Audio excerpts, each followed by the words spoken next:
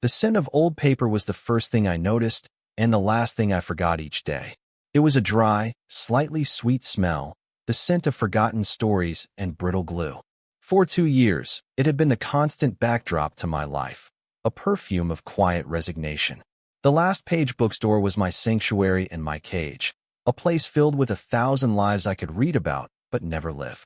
My own life felt like a book left on a dusty shelf, its spine unbroken, its pages unread. I spent my days shelving, cataloging, and ringing up the occasional customer, the rhythm of it all a dull ache of routine. It paid the rent on my tiny apartment and allowed me to send a little money home to my parents. It was, I told myself, enough. But it wasn't. Not really. At night, in the silence of my room, the truth would surface.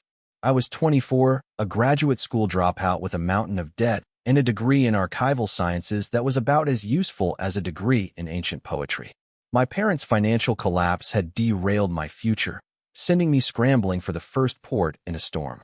This bookstore had been that port. Now, the storm had passed, but I was still anchored here, too afraid of the open sea to pull up the chain.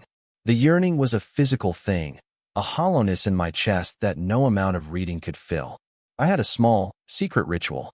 Tucked inside an old copy of Leaves of Grass behind the counter was a faded photograph. It was of a neighborhood block party from 10 years ago. I was 14, a gangly, awkward kid with braces, standing beside my bicycle. Kneeling next to me, his hands carefully guiding the greasy chain back onto the sprocket, was Julian Vance. He was in his early 30s then, our neighbor from 4 houses down. He was quiet, kind, and had a way of fixing things: bikes, leaky faucets, broken fence posts, with a steady, unhurried competence that I had found mesmerizing. His hands in the photo were smudged with grease, but they were strong and sure. I remembered the moment perfectly. The warmth of the summer sun on my back, the low murmur of his voice explaining the mechanics of a derailleur, the smell of cut grass and charcoal from the grill. He hadn't treated me like a clumsy kid. He had treated me like a person worth explaining something to. When he was done, he had wiped his hands on a rag, looked me straight in the eye, and smiled. It was a small, genuine smile that made his eyes crinkle at the corners. Then he had moved away, and a few years after that, his tech startup had exploded, and he'd become a local legend, then a national one. The quiet man who fixed my bike was now a billionaire CEO, a name I saw in business journals and online articles. I kept the photo as a reminder of a time when the world felt simpler, and a moment of focused, gentle kindness had felt like the most important thing in the universe. The bell over the bookstore's door chimed, pulling me from my thoughts. It was a Tuesday afternoon in late October, the kind of day that was all cool air and weak, golden light. I looked up from my ledger, my professional, customer service smile already forming, and then it froze on my lips. The man standing there, shaking the rain from a dark wool coat, was older, his hair showing threads of silver at the temples, the lines around his eyes a little deeper. He wore his success like he wore the coat, a perfect fit that was understated and comfortable. But it was him. It was Julian Vance. My heart gave a painful thud against my ribs.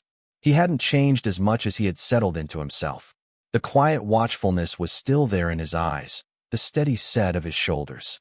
He didn't seem to recognize me at first, his gaze sweeping over the cluttered shelves, a look of calm curiosity on his face. He moved deeper into the store, his footsteps silent on the worn wooden floorboards. He ran a hand along a row of leather-bound classics, his touch gentle, respectful. I felt like I was holding my breath, a 14-year-old kid all over again, waiting for him to look at me. He eventually made his way to the local history section, pulling out a heavy tome on the city's architectural heritage. He brought it to the counter, and for the first time, his eyes met mine. There was a flicker of something, a slight furrow in his brow. He was searching his memory. I could see the gears turning behind his calm expression. My own face felt hot, my hands suddenly clumsy as I reached for the book. "That'll be $22.50, I managed, my voice sounding thin and unfamiliar. He didn't look at the price. His gaze remained on my face. "I know you," he said, his voice low and even, exactly as I remembered it. It wasn't a question. It was a statement of fact he was still processing. "Leo," I supplied, my voice barely a whisper. "Leo Sterling. I used to live down the street from you." On Elm, recognition dawned. and with it came that same small, genuine smile from my memory. It transformed his face, softening the severe lines of his focus. Leo, of course. You fixed your own bike after that. I remember. A wave of warmth spread through my chest. He remembered. It was a small detail, a meaningless scrap of a memory for a man like him. But he had kept it. I did, I said, finding my own smile. You were a good teacher. He looked around the quiet store, then back at me. His gaze drifted to the textbook I kept half hidden under the counter, Principles of Archival Management. His eyes lingered on it for a moment before returning to my face. This is a great shop. Do you own it?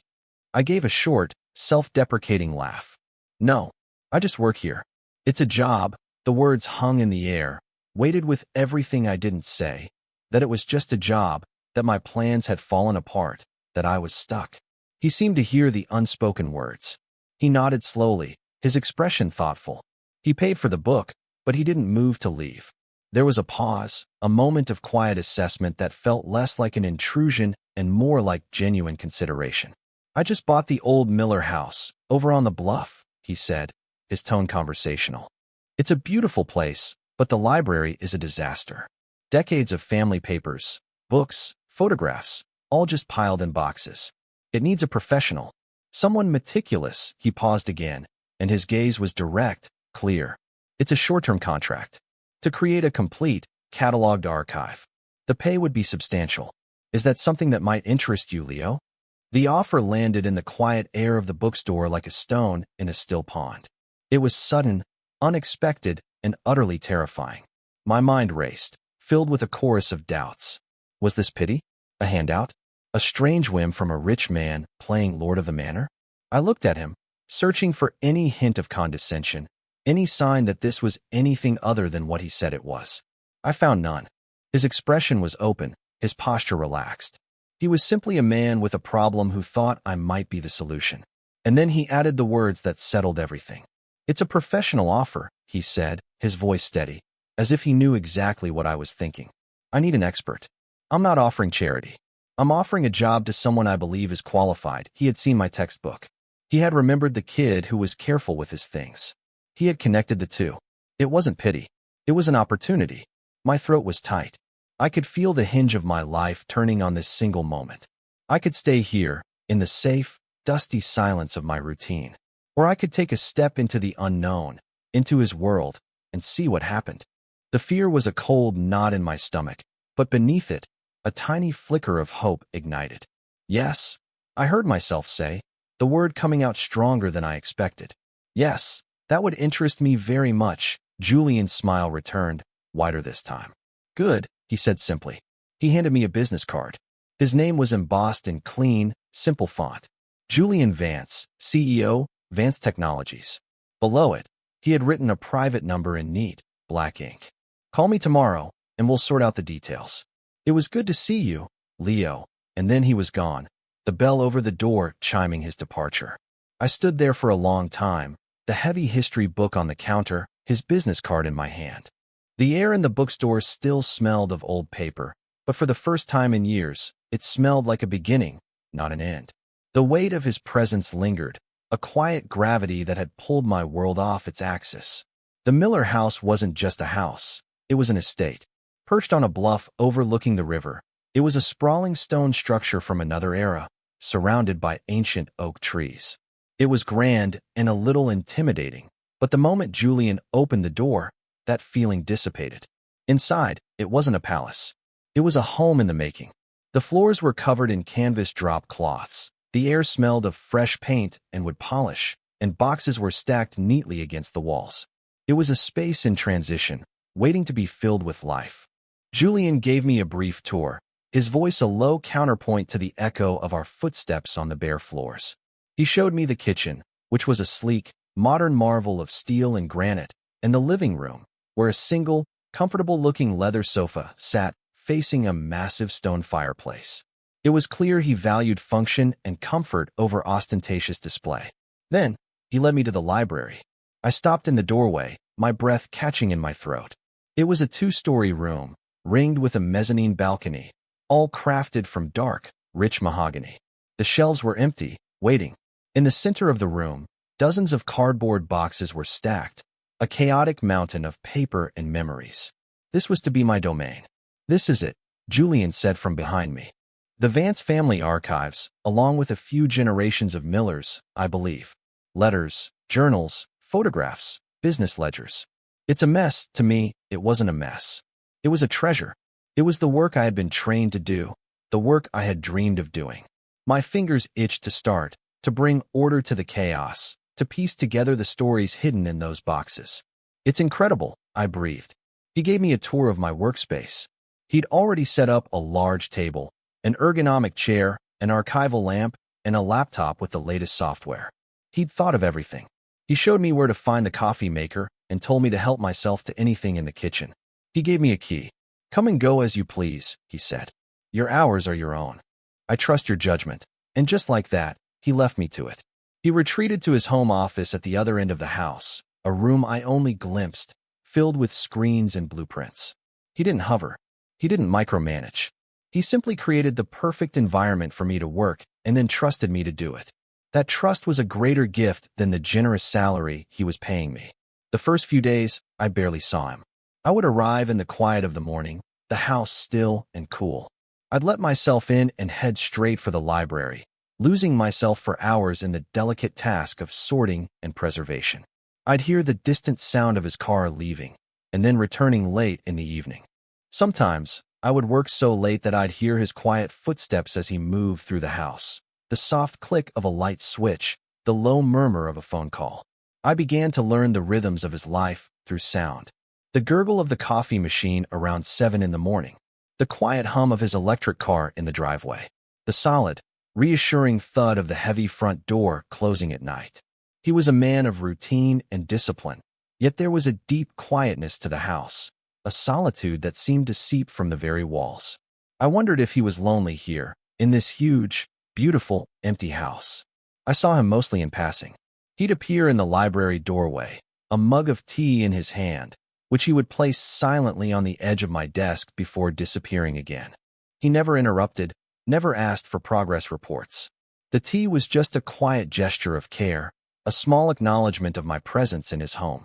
The first time he did it, I was so startled I almost dropped a fragile, century-old letter.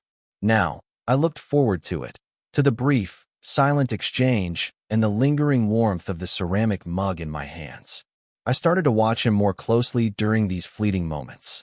I noticed the way his focus would soften when he looked at the work I was doing, a flicker of genuine interest in his eyes. I saw the faint lines of fatigue around his mouth at the end of a long day, a sign of the immense pressure he must be under.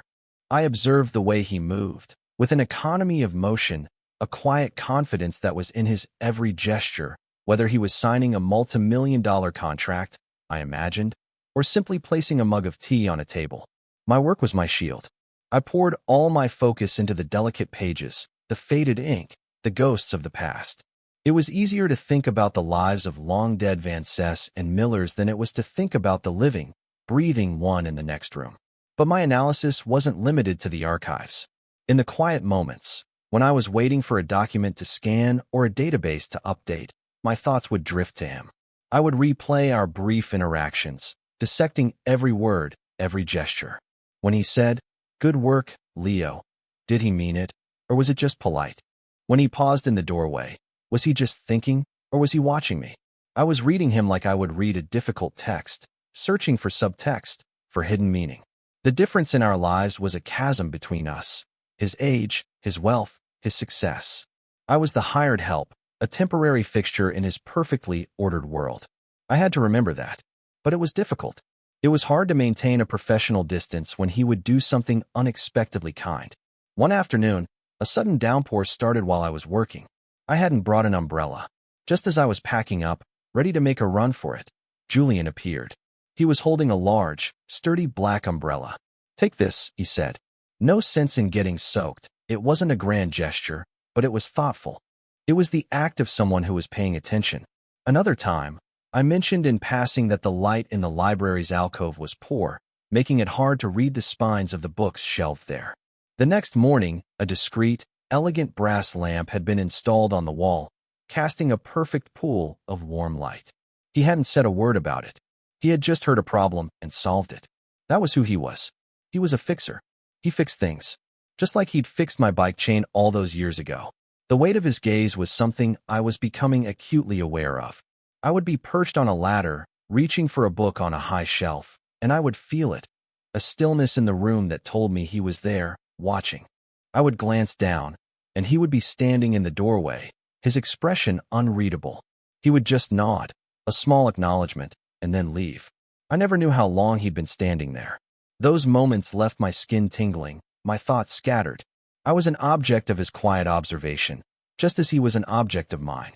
One evening, I was working later than usual, trying to decipher a particularly difficult piece of 19th century handwriting. The house was silent except for the soft scratch of my pencil and the hum of the dehumidifier. I was so engrossed, I didn't hear him approach. "That looks challenging," his voice, close behind me, made me jump. I turned in my chair, my heart racing. He was standing just a few feet away, holding 2 glasses of water. He was out of his work suit, dressed in a simple gray sweater and dark jeans. He looked younger, more relaxed. "It's a journal from your great-great-aunt," I said, my voice a little breathless. "Her handwriting is expressive," he smiled, a real smile that lit up his eyes. He set one of the glasses on my desk and leaned over my shoulder to look at the journal. I was intensely aware of his proximity, the clean, subtle scent of his soap, the warmth radiating from his body. I held myself perfectly still, afraid to even breathe. He pointed to a scrawled word. "I think that says disappointment." His finger brushed against the back of my hand as he pointed. The touch was feather-light, accidental, but it sent a jolt straight through me. It was electric, a sudden, sharp spike of awareness in the quiet, studious atmosphere of the room. My breath hitched. I could feel the heat of his body, the texture of his sweater, the low cadence of his breathing. For a long moment, neither of us moved. His finger lingered for a fraction of a second longer than necessary before he pulled his hand away. The space where he had touched me burned. He straightened up, clearing his throat. The moment was broken. "Well," he said, his voice a little strained. "Don't stay too late. You'll ruin your eyes." He left the room, leaving me with the glass of water and a racing pulse. I stared at the journal, but the words were a meaningless scrawl. All I could think about was the brief, fleeting touch of his skin against mine. It was nothing. It was an accident, but it felt like everything. It felt like a line had been crossed, a silent question asked in a language of touch that I was only just beginning to understand. I knew, with a terrifying certainty, that my careful, professional distance was dissolving. I was no longer just the archivist, and he was no longer just my employer. The next morning, the atmosphere in the house was different. Or maybe it was just me. I was hyper-aware of everything, of the space between us, of the silence that now felt charged with unspoken meaning. When Julian brought my morning tea, our fingers brushed as I took the mug. This time, it felt deliberate, a soft, lingering contact that made my stomach clench. He held my gaze for a moment longer than usual, his expression questioning, before he turned and walked away. The tension was a low hum beneath the surface of our quiet, professional arrangement. It was in the long pauses in our brief conversations, the way our eyes would meet across the room. I felt like I was walking a tightrope, trying to balance my gratitude for this job and the growing, undeniable attraction I felt for the man who had given it to me. It was confusing and exhilarating and terrifying all at once. The project of organizing the library was nearing a milestone. All the loose documents were sorted, and it was time to move the books from their boxes onto the newly cleaned and polished shelves. There were several large, antique bookcases that had been delivered in pieces, waiting to be assembled. They were heavy, solid oak, a 2-person job at least. I was planning to ask Julian if I could hire a couple of helpers for a day when he found me staring at the pile of wood and hardware, a look of consternation on my face. He came and stood beside me, surveying the challenge. "Looks like a puzzle," he said. "A very heavy puzzle," I replied. I was going to ask about hiring some help for a day. He was quiet for a moment, looking at the pieces. Then he turned to me. "How about we do it this Saturday? I'll clear my schedule." I was taken aback. "You don't have to do that. You're the CEO of a major company. You don't have time to assemble bookshelves." "I'll make time," he said simply. "I like building things. And besides," he added, with a ghost of a smile, "it's my house. I think I should have a hand in putting it together." And so, On Saturday morning, we worked. We didn't just work, we cooperated. We fell into an easy, comfortable rhythm. I would read the instructions, which were, of course, terribly written, and hand him the correct pieces and tools. He would assemble them with that same steady, focused competence I remembered from my childhood. We didn't talk much at first, the only sounds being the scrape of wood on the floor, the whir of the electric screwdriver, and the occasional muttered curse from me when the diagrams made no sense. As the day wore on, the silence became more companionable. We started to talk. He asked me about my graduate program, about my parents, about what I wanted to do when this project was finished. He listened, really listened, his gaze focused and attentive. I found myself telling him things I hadn't told anyone, about my fears of being stuck, my disappointment in myself for not being able to finish my degree. He didn't offer platitudes or easy answers. He just nodded, his expression understanding. "It's not a failure to have to change your path, Leo," he said, his voice gentle. "Sometimes the detours are more interesting than the main road." I, in turn, asked him about his company, about the pressures he faced. He spoke about it with a kind of weary detachment, as if it were a complex machine he was responsible for maintaining. But when he spoke about the early days, about writing code in his garage, his voice changed. It filled with a passion and energy that I rarely saw in him. He was a creator, a builder, at his core. I was seeing the man behind the myth, the person behind the CEO title, and I liked him even more. By late afternoon, we had assembled 2 massive bookcases. They stood tall and proud against the wall, smelling of sawdust and accomplishment. We were both dusty, tired, and streaked with sweat, but the library was starting to look like a library. It felt like our library. "I'm starving," Julian announced, breaking the silence. "I'm ordering pizza. What do you want on it?" We ended up sitting on a drop cloth on the floor, leaning against the legs of the big work table, a large pepperoni pizza box between us. The sun was setting, casting long, golden shafts of light through the tall windows. The formality between us had completely evaporated, burned away by a day of shared labor and easy conversation. We ate in comfortable silence for a few minutes, the only sound the crackle of a fire Julian had started in the hearth. Then, he turned to me, his expression serious. "Leo," he said, his voice quiet. "I need to say something." I stopped chewing, my stomach suddenly full of nerves. "Okay." He looked down at his hands, then back at me. His gaze was direct, vulnerable in a way I had never seen before. "When I offered you this job, I was worried. I was worried it might seem like charity. Or worse, that you might feel like you owed me something." He paused, choosing his words carefully. "I didn't want you to feel obligated. In any way, I just remembered the kid who was so careful and organized, the one who alphabetized his comic books." A small smile touched his lips. "And I saw your textbook, and I thought, he's the right person for this. I hope that was okay. I hope I didn't put you in an uncomfortable position." His words were a revelation. He wasn't a powerful man exerting his influence. He was a man worried about boundaries, about perception, about my comfort. He was worried about being misunderstood. This quiet, self-possessed man was showing me his vulnerability, his concern for my feelings. He was giving me an out, even now, making sure I knew I was free. A warmth spread through my chest, a deep and profound sense of being seen. He hadn't seen a charity case. He had seen me, the real me. "It was okay, Julian," I said, my voice thick with emotion. "It was more than okay.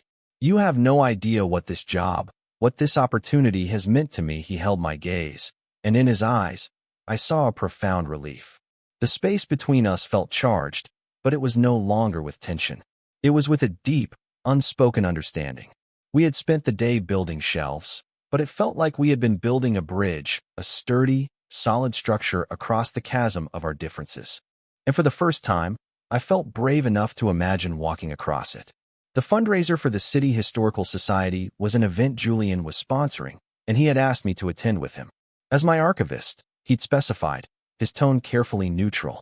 "You know more about the city's history than anyone there, thanks to my family's pack rat tendencies. It would be helpful to have you on hand." It was a plausible reason, a professional cover for something that felt deeply personal. I agreed immediately, my heart thumping with a mixture of excitement and anxiety.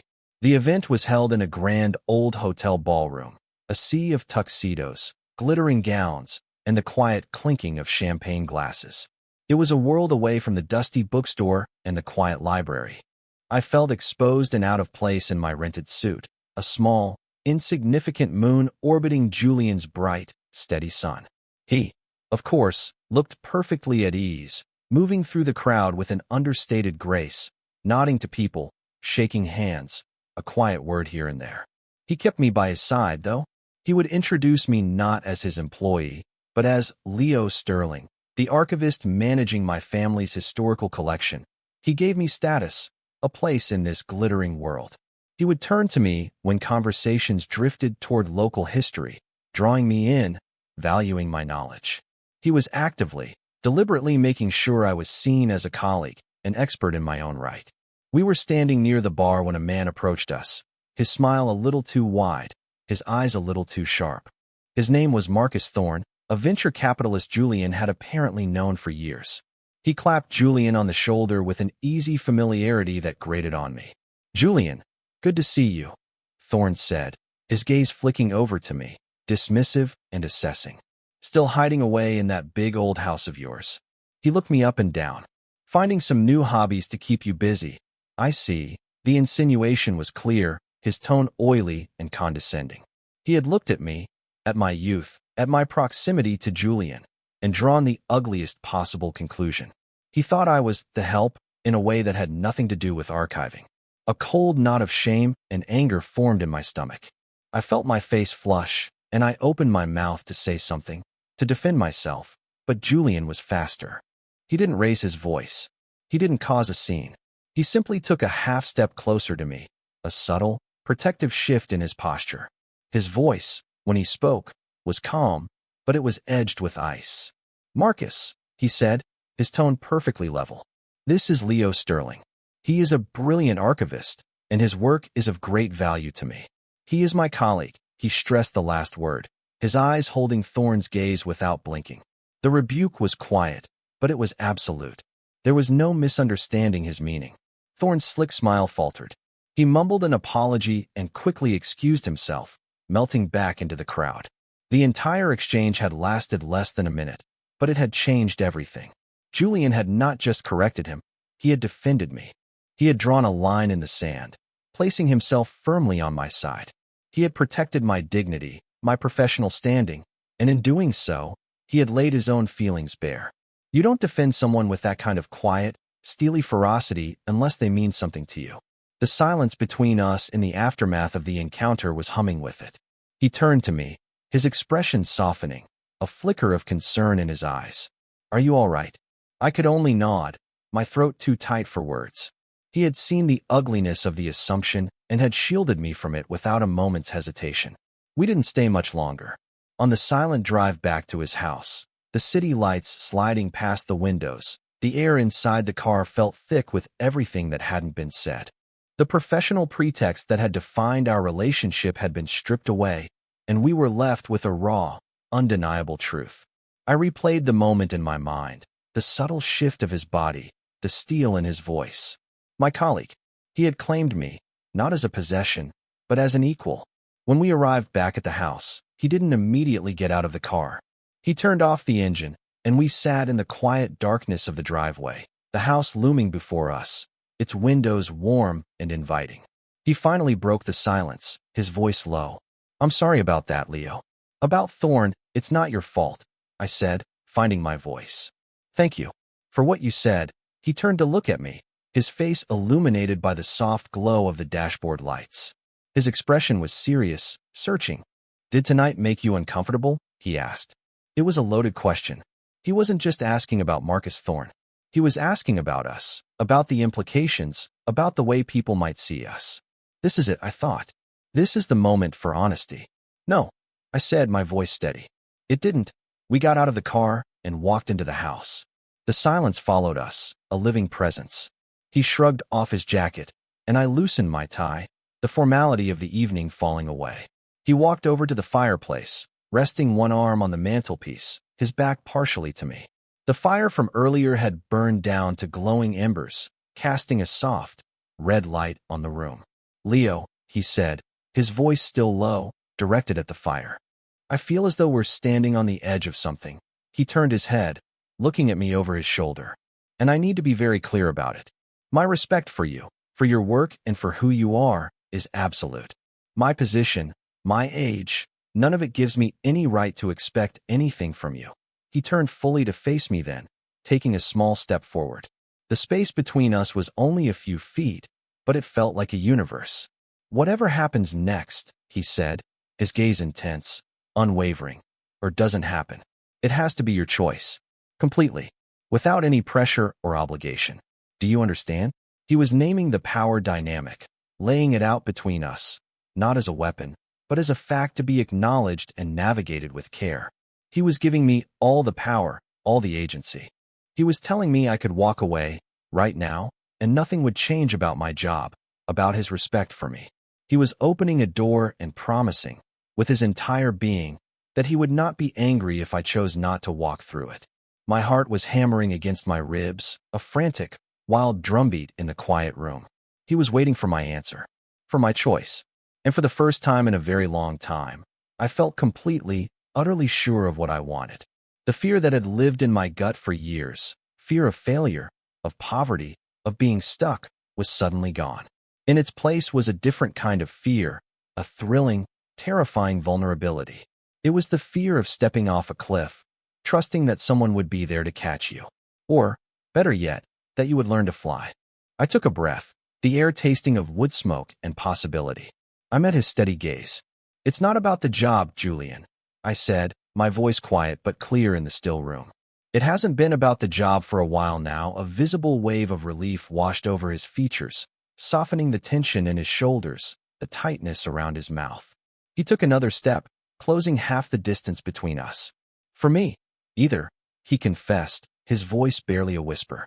The confession sat in the air between us, a fragile, beautiful thing. The room was silent except for the soft sigh of the embers in the fireplace and the frantic beating of my own heart. I knew it was my turn to take the final step, to cross the bridge we had built. I am here. In this moment. I can feel the warmth from the fire on my skin, see the flicker of the last flames reflected in his dark eyes. The weight of his gaze is no longer just an observation. It is an invitation. The world narrows to this space, this man, this choice. The future is a blank page, and my hand is holding the pen. "I have feelings for you, Julian," I said. The words came out on a single, steady breath. Saying them aloud felt like unlocking a door inside myself I hadn't even realized was shut. It was the simplest, most honest statement I had ever made. He closed the remaining space between us in a single, fluid motion. He was standing right in front of me now, so close I could see the intricate lines around his eyes, the faint silver in his stubble. He didn't say anything. He didn't need to. His expression was one of profound, unguarded tenderness. His hand came up, slow and deliberate, and cupped my jaw. His skin was warm, his thumb stroking gently along my cheekbone. It was a touch that was both a question and a comfort. I leaned into his hand, a silent surrender, my eyes fluttering shut. And then he kissed me. It wasn't a kiss of desperate passion or pin-up demand. It was a kiss of arrival. It was slow, gentle, and deeply reassuring. It tasted of wood smoke and faint, expensive whiskey and something that was just him. It was a conversation without words, a perfect, unhurried exchange of all the things we had been too cautious to say. It was a kiss that felt like coming home. He pulled back just enough to rest his forehead against mine, his hand still cradling my face. I opened my eyes. We were breathing the same air, our gazes locked. His eyes were dark with an emotion I couldn't quite name, but it felt like reverence. "Leo," he breathed, my name a soft prayer against my lips. I laced my fingers with his other hand, our palms pressing together. His hand was large and strong, enveloping mine completely. This felt right. Not just good, but fundamentally, foundationally right. As if a piece of my own personal geography that had been misaligned had finally clicked into place. All the anxiety, the uncertainty, the careful analysis, it all melted away in the simple, profound reality of his touch. This was real. This was happening. We stood there for a long time, foreheads together, hands entwined, in the warm, quiet glow of the dying fire. We didn't need to say anything else. The confession had been made, the answer given. This was not an ending. It was the first sentence of a new chapter, and for the first time, I couldn't wait to see what came next. I woke the next morning to the soft gray light of dawn filtering through the curtains of a guest room. The bed was comfortable, the linens impossibly soft, but I felt a familiar coil of anxiety tightening in my stomach. The magic of the previous night felt dreamlike in the harsh light of a new day. Last night had been about feeling. Today was about thinking, and my thoughts were a tangled mess of doubt and insecurity. What did this mean? Was I now the billionaire's younger boyfriend? A kept man living in his mansion? The thought sent a cold spike of dread through me. The power imbalance, which had felt so carefully navigated last night, now seemed like an insurmountable mountain. I had a contract, a key, and a place in his bed, or, at least, the bed next to his, and it all felt terribly complicated. I dressed and made my way downstairs, my footsteps echoing in the quiet house. I found Julian in the kitchen, standing at the counter, a coffee mug in his hand. He was already dressed in his usual work trousers and a crisp shirt, though his sleeves were rolled up his forearms. He looked up as I entered, and his face broke into that warm, genuine smile. "Good morning," he said, his voice soft. "Coffee, please," I said, my own voice tight. The domesticity of the scene was both comforting and terrifying. I felt like an imposter. He poured a mug and slid it across the granite countertop to me. He watched me for a moment, his expression growing more serious as he took in my tense posture, my worried frown. He was, as always, perceptive. He could read me like one of his old books. He put his own mug down with a soft click. "Leo, can we talk?" he asked gently. I nodded, my throat dry. He leaned against the counter, facing me directly. He didn't try to touch me or close the distance. He gave me space. "I can only imagine what's going through your head right now," he started, his voice calm and measured. "And I want to be very clear about a few things, so there are no misunderstandings between us." He took a breath. "First, what happened last night was real, and it was important to me. I hope it was for you, too." I gave a small, jerky nod. "Good," he continued. "Second, and this is crucial, I don't want you to ever feel like you are here because I pay you. Our personal relationship and our professional one cannot coexist in the same way anymore. It's not fair to you." He paused, letting the words sink in. "So here's what I propose. Your contract for the archival project is for 3 months. I'm going to pay you for the full term today. The work is effectively finished, and you've done an extraordinary job. This way, your financial independence from me is clear and absolute. You're not my employee anymore." I stared at him, speechless. He was methodically dismantling the very structure of my anxiety. He was anticipating my fears and addressing them with practical, respectful solutions. And then, he went on, his gaze softening. "I want you to be here because you want to be here. Not as an archivist, not as an employee, as you." He reached into his pocket and pulled out the key I had been using. He slid it across the counter. "This isn't for an employee, Leo.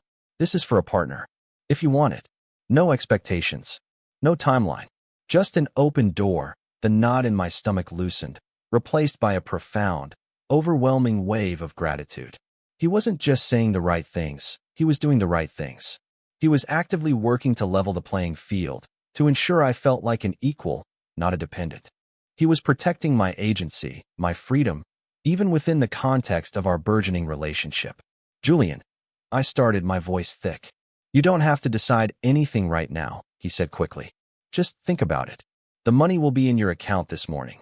The job is done. You are completely free. What you do next is entirely up to you." I looked from his earnest, open face to the key sitting on the cool granite. It was just a small piece of metal, but it represented everything. A choice, a home, a partnership. I reached out, and my fingers closed around it. The metal was cool against my skin. "Thank you," I whispered. It was all I could manage to say, but it felt like it was enough. A few days later, my phone buzzed. It was a call from Margaret, my old boss at the last page. I answered, a little surprised. "Leo, darling," she said, her voice like dry leaves rustling. "Just calling to see how you are. That fancy project of yours wrapping up soon." "It just finished, actually," I said, leaning against the kitchen counter in Julian's house. Our house. I wasn't sure what to call it yet. "Wonderful," she said. "Well, I've had a devil of a time trying to find someone as meticulous as you. The new kid puts the biographies in the fiction section. It's chaos. I was wondering. I could manage a small raise. If you were interested in coming back a year ago, a month ago, that offer would have been a lifeline. The safety of the familiar, the security of a paycheck, however small. I thought of the scent of old paper, the quiet, dusty aisles, the feeling of being safely, miserably stuck. Then I looked around the sun-drenched kitchen. I thought of Julian, of the quiet respect in his eyes, of the feeling of his hand in mine. He had not only given me financial security, he had reawakened my own ambition. His belief in me had made me believe in myself again. Going back to the bookstore would be a retreat, a step backward into a life that no longer fit. Margaret, that's very kind of you, I said, my voice firm and clear. But I'm going to be pursuing some other opportunities in my field. I'm thinking of finishing my master's degree online. The words came out of my mouth before I had even consciously formed the plan, but they felt true. They felt right. There was a surprised silence on the other end of the line. Oh, she said finally. Well, good for you, Leo.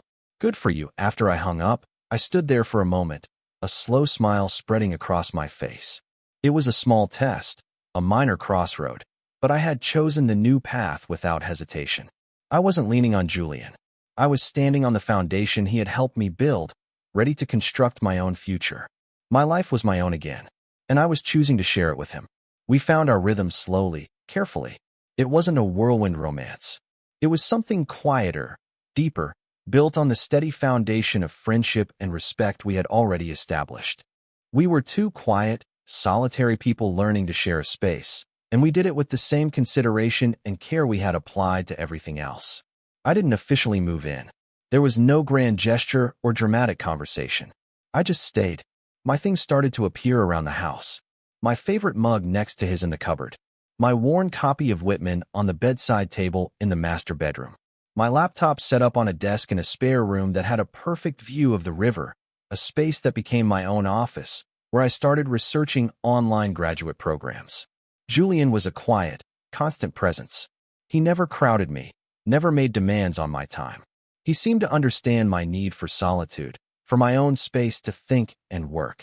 Our intimacy was built in the small, domestic moments. Cooking dinner together in the evenings, our bodies moving in a comfortable, practiced dance around the kitchen island. Reading in companionable silence in the finished library, my feet propped up on his lap as we sat on the big leather sofa. Waking up in the morning to the warmth of his body next to mine, his slow, steady breathing the most reassuring sound in the world. We talked for hours. We learned each other's histories, our fears, our dreams. I learned about the immense loneliness that had followed his success, the feeling of being valued for his wealth and not for himself. He learned about my anxieties, my deep-seated fear of being a burden, a feeling he was patiently and methodically dismantling with his every action. Our differences in age and wealth, which had once seemed like insurmountable barriers, became just part of the landscape of our relationship. They were facts, not defining features. His wealth provided a beautiful, comfortable life, but it wasn't the bedrock of our connection. The bedrock was the trust, the quiet care, the way he looked at me, as if I were the most interesting book in his entire library. One Saturday morning, we were having breakfast on the patio, overlooking the river. The air was crisp and clean, and the sun was warm on our faces. We were just sitting there, drinking coffee, not saying anything, just enjoying the quiet moment together. It didn't feel like a spectacle or a grand romance. It felt like home, a deep, settled feeling of being exactly where I was supposed to be. I looked at him, at the way the morning light caught the silver in his hair, the calm, contented expression on his face. This man had walked back into my life by chance, a ghost from a half-forgotten past. He had offered me a job, a lifeline, but he had given me so much more.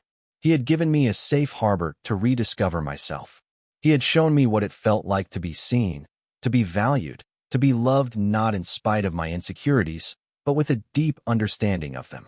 He must have felt my gaze, because he turned and looked at me, a soft smile on his lips. "What are you thinking about?" he asked. I smiled back, a genuine, unburdened smile that reached my eyes. I thought about the nervous, uncertain young man I had been just a few months ago, shelving books and dreaming of a life I was too afraid to pursue.